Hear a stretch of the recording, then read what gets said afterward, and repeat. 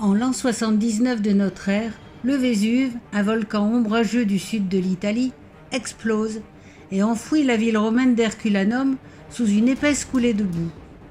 La ville est ensevelie corps et biens, on ne la redécouvrira qu'au XVIIIe siècle.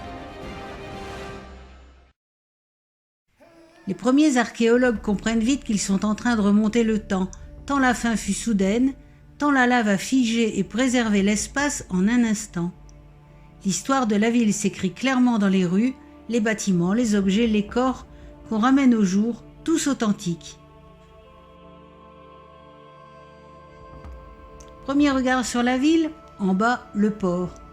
La route où nous sommes était autrefois le front de mer et nous sommes perchés au sommet de la coulée de boue qui recouvre toujours les 3/4 de l'ancienne ville.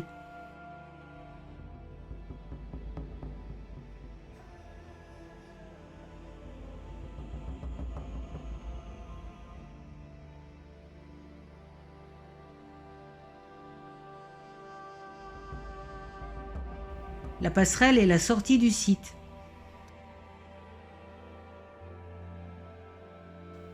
On remonte le temps en traversant ce tunnel suintant, taillé dans la boue.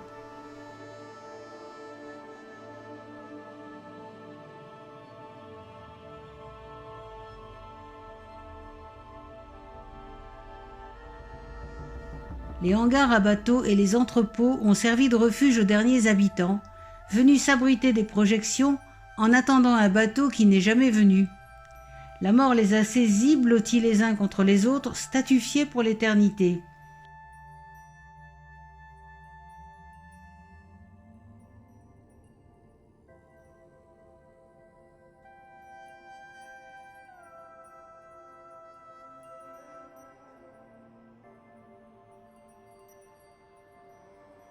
Et d'ici, on voit bien l'épaisseur de la couche de boue.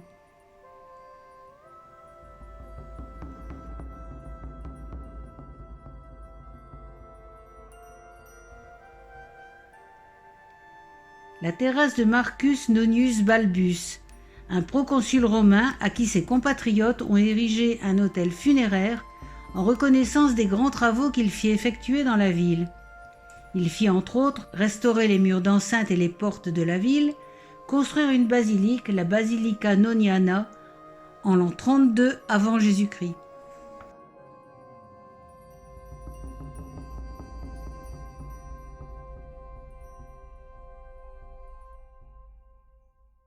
On longe les hangars vers la terrasse supérieure, en longeant des vestiges de ce qui fut peut-être un temple dédié à Vénus.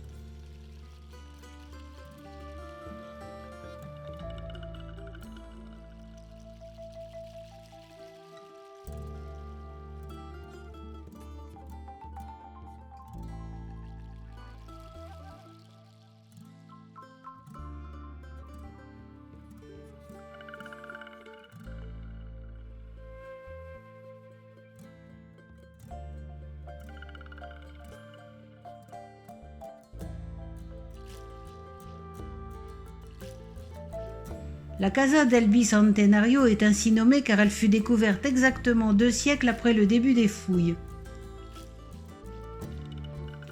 Comme beaucoup de maisons d'Herculanum, elle est construite en opus reticulatum, petit moellon carré de tuf jaune, disposé à 45 degrés de l'horizontale, ce qui donne au mur un aspect élégant très caractéristique de mailles de filets de pêche. Les sols sont pavés de mosaïques et les murs encore couverts de fresques du IVe style, jadis peintes en ocre jaune. Les nuages chauds, dégagés par l'éruption, les ont fait virer au rouge, donnant la fausse impression d'une dominante rouge dans toutes les maisons de la ville. Un escalier monte à l'étage qui était loué à un Étrusque, Helvius Eros.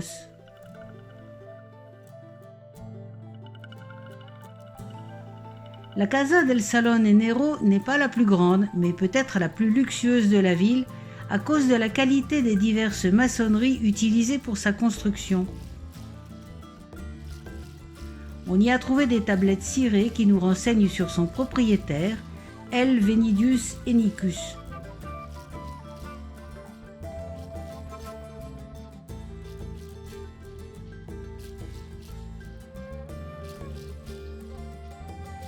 Le péristyle est entouré de colonnes stuquées sur 4 côtés avec des chapiteaux de type toscan.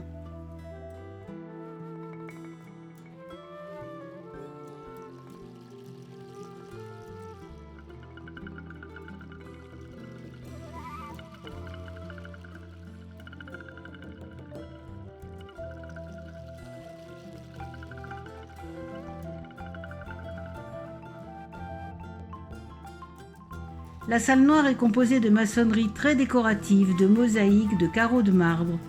Murs et plafonds sont décorés de panneaux noirs enrichis de motifs géométriques. On y a trouvé un lararium et un autel. Elle était peut-être destinée au culte.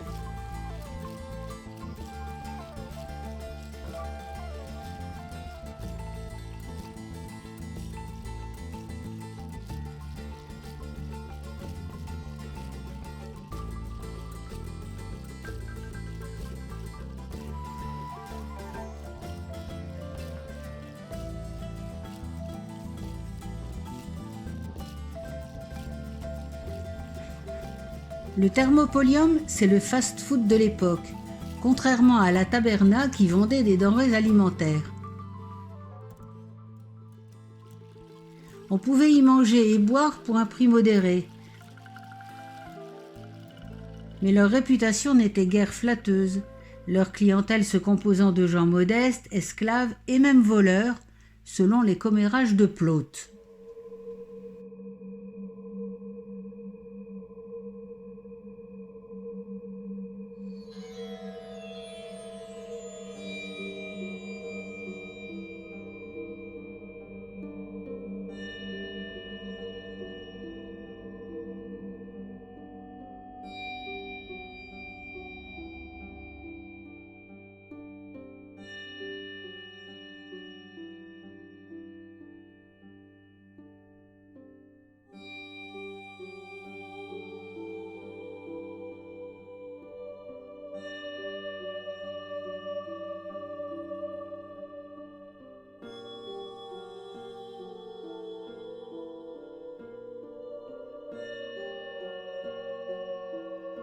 La Casa del Colonnato Tuscanico a été construite au IIIe siècle avant Jésus-Christ et a subi de grands dommages lors du tremblement de terre de l'an 62.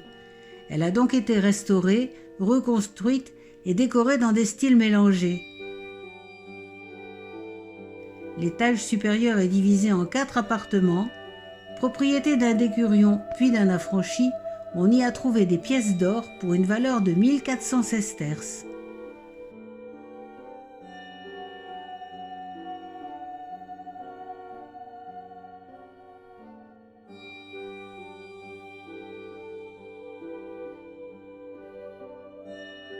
L'Augustéum est le site du culte impérial dans la Rome antique. Construit au 1er siècle, il contenait de nombreuses peintures et statues d'empereurs et de leurs familiers, en marbre et en bronze. Un Titus cuirassé, c'est l'empereur qui règne en 79, se tenait debout entre 2 colossales statues de Vespasien et d'Auguste, érigées dans le style de Jupiter capitolin.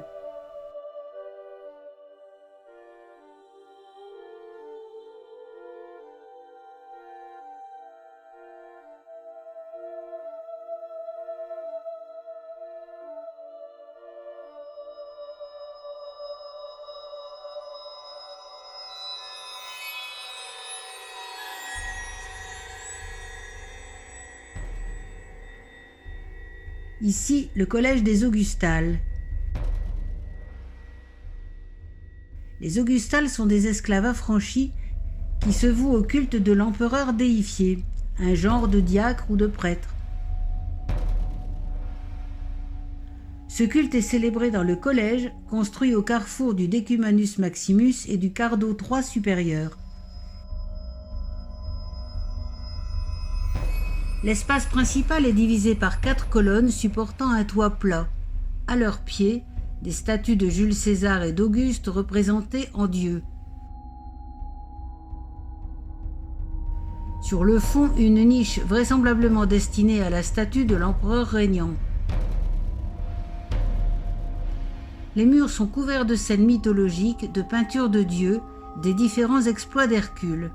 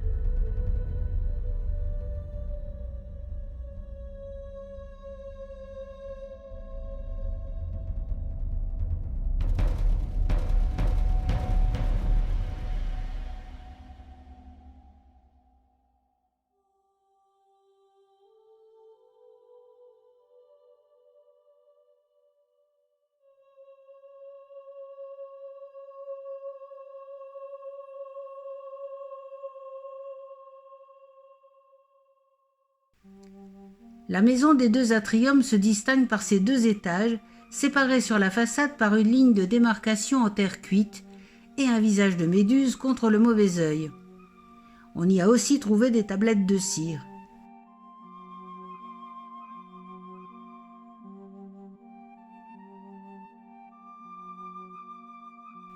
Le premier atrium est classique en tétrastyle, avec l'impluvium entouré de 4 colonnes de briques. Le second atrium comporte une baignoire au centre qui devait être une fontaine et une margelle de puits sacré ou putéal. 3 escaliers au moins menaient à l'étage supérieur.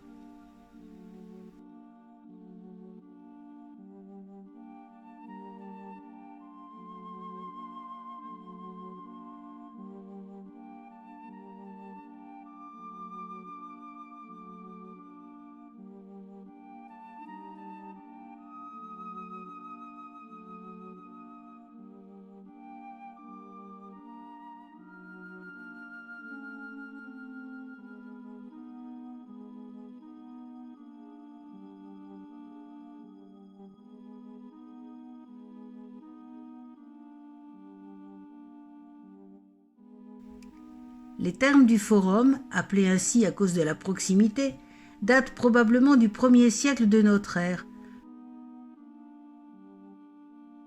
Le mot maskili fait référence à la partie réservée aux hommes, ces termes étant ouverts aux hommes et femmes de toutes les classes sociales.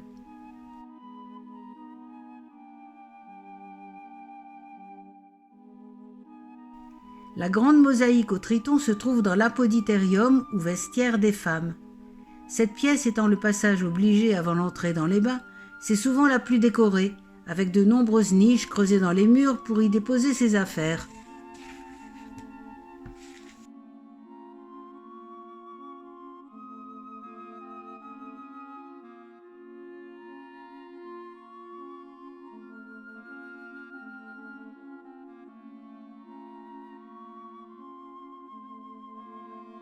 Chez les hommes, un gymnase avec de nombreuses installations sportives précède les salles classiques, le frigidarium, le caldarium, la piscine, le tépidarium. Des latrines, un four, un puits complètent les commodités du lieu.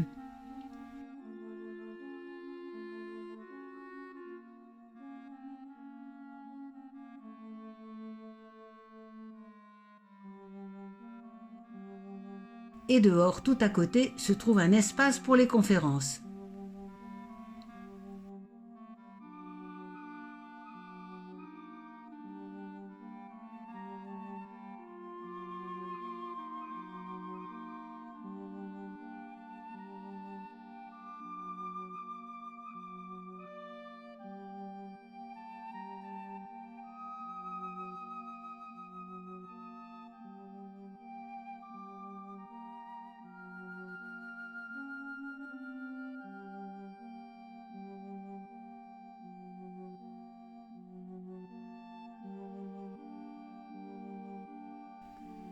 La maison d'Argos n'a pas été entièrement excavée.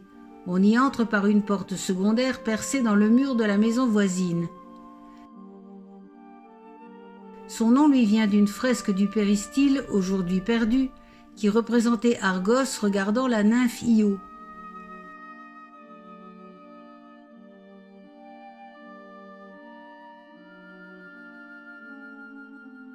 L'étage supérieur était en excellent état lors des fouilles du XIXe siècle.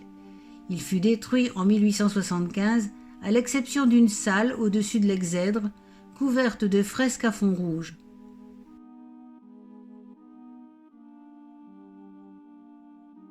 Le grand péristyle présente une colonnade sur 3 côtés, un second plus petit se devine à travers les tunnels d'excavation.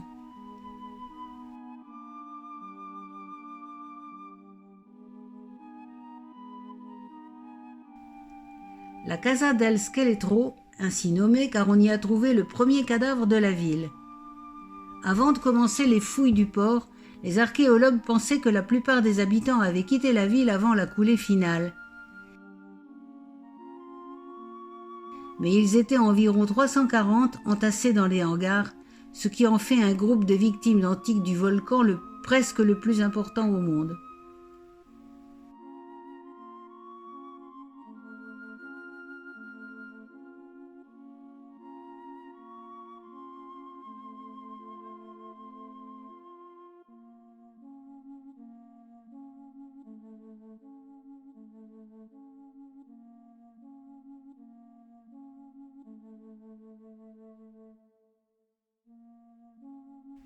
L'atrium n'a pas d'impluvium, par contre on y trouve un nymphée ou fontaine, avec 2 bassins rectangulaires et une petite grotte, le tout décoré d'une frise de 7 mosaïques de tesselles de verre bleu.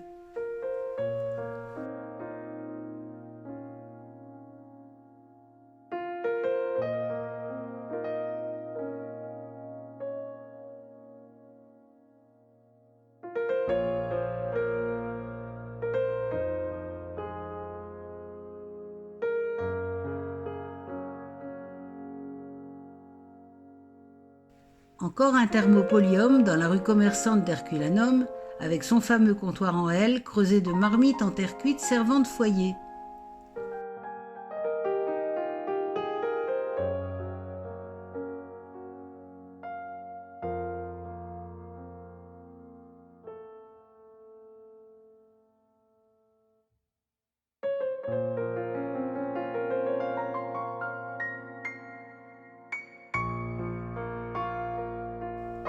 À l'entrée du quart de 4 supérieur, des serpents et des tuyaux de plomb.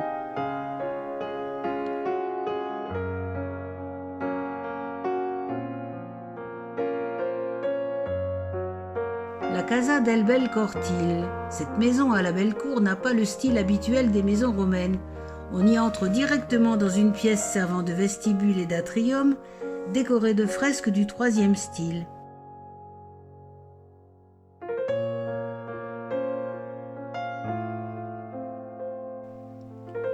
La couleur rouge prédomine dans toutes les pièces et aussi dans la cour.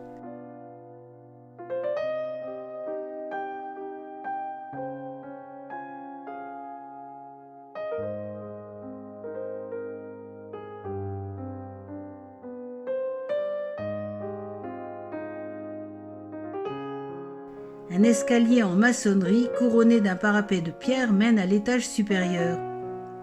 Un balcon court sur 3 côtés de la cour, décoré d'une fresque qui n'était encore inachevée au moment de l'éruption. Dans le triclinum, on trouve une vitrine où sont conservés des restes humains.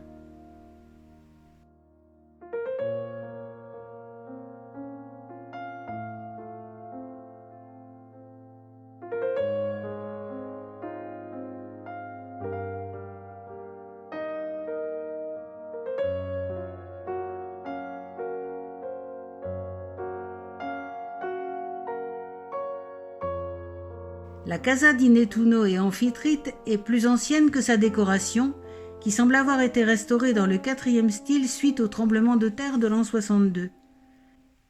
À côté de la maison, une boutique bien conservée qui appartenait sans doute au même propriétaire.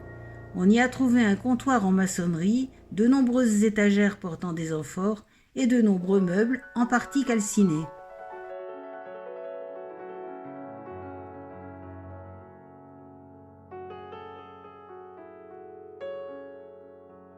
C'est une maison classique dont la pièce la plus remarquable est le triclinum d'été.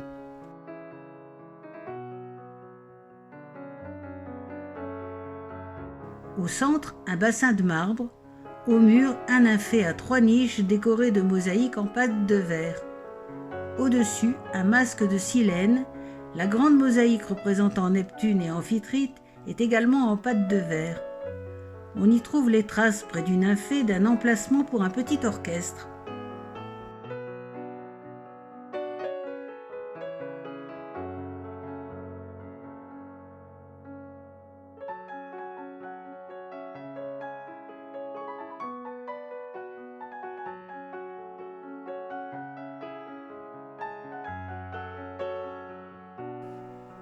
La Casa Samnitica, la maison samnite, tire son nom d'une tribu établie en Italie centrale du 7e au 3e siècle avant Jésus-Christ, mais elle date du 2e siècle avant Jésus-Christ. L'atrium est de style hellénistique avec un impluvium recouvert de marbre et un faux étage supérieur bordé de colonnes ioniques. Les murs sont couverts de fresques en 4e style et les sols sont en coccio-pesto, un revêtement fait de débris de terre cuite écrasée, imperméable et en mosaïque.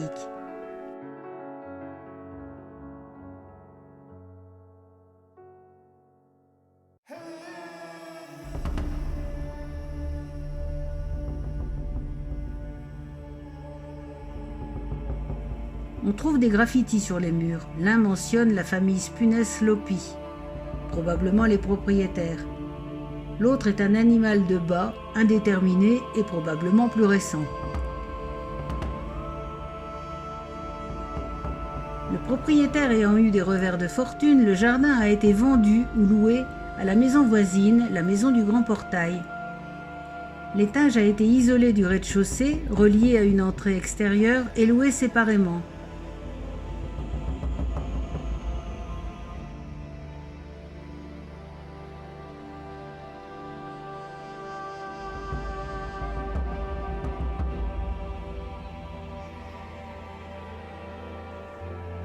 La boulangerie est à la fois une boulangerie et une meunerie. Les lourdes meules de pierre étaient actionnées par des ânes. Il n'y a que 2 boulangeries à Herculanum et c'est peu pour une ville de cette taille. Mais les nombreuses meules trouvées dans les habitations laissent penser que la plupart des familles produisaient leur pain elles-mêmes. À l'entrée de la boutique, 2 amulettes contre le mauvais œil. On y a retrouvé 25 casseroles de bronze, utilisées pour cuire les galettes, les fameuses focaccia, de l'époque.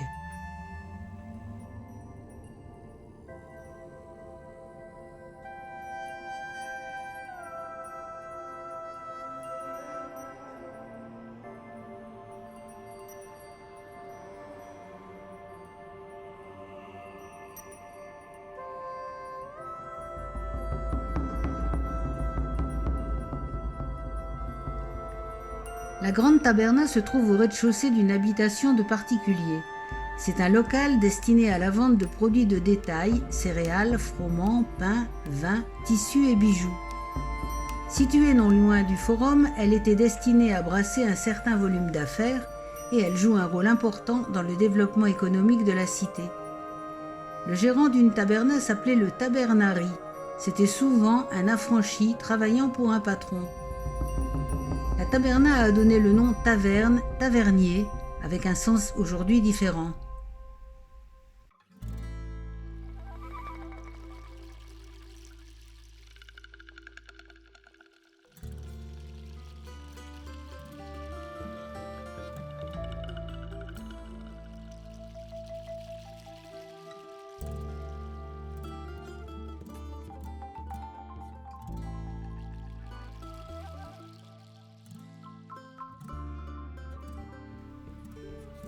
La maison des Cerfs, avec ses 1100 mètres carrés, est une des plus riches demeures de la ville.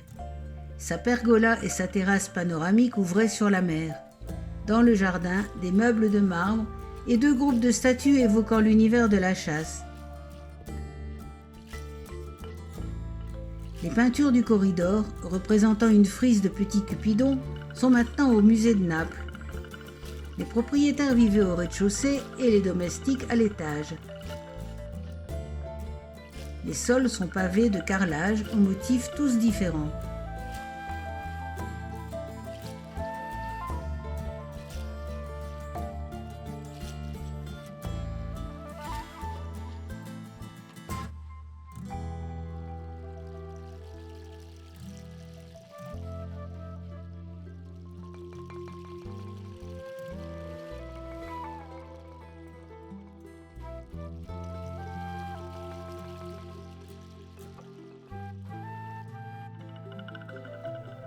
La Casa del Rilievo di Telefo, ou la maison du haut relief de Télèphe, appartenait sans doute à Marcus Nonius Balbus.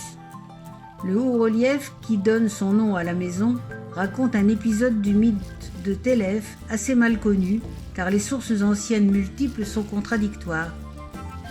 En résumé, Augée, prêtresse d'Athéna, ayant été séduite par Hercule, met au monde un fils appelé Télèphe. Aléos, père d'Augée, enferme mère et fils dans un coffre qu'il jette à la mer.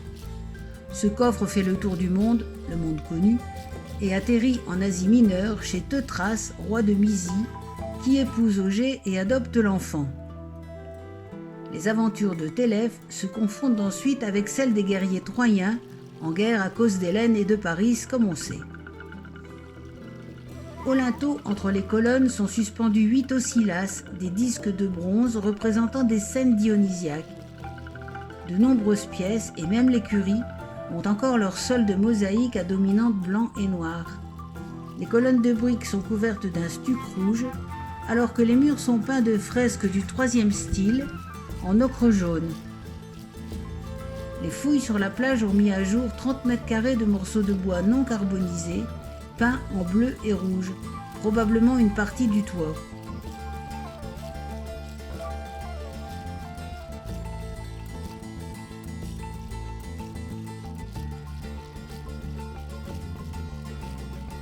La maison au grand portail doit son nom au portique d'entrée, flanqué de 2 colonnes corinthiennes, sculptées également d'images de la déesse Niké.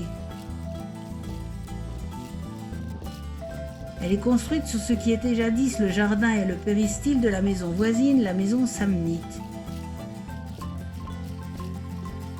Le premier étage est assez bien préservé, mais le second n'a pas résisté. Les toilettes de la maison étaient situées sous l'escalier menant au 2e étage. Les drains vont à l'égout général. Grâce à eux, les archéologues ont pu déterminer précisément le régime alimentaire des habitants.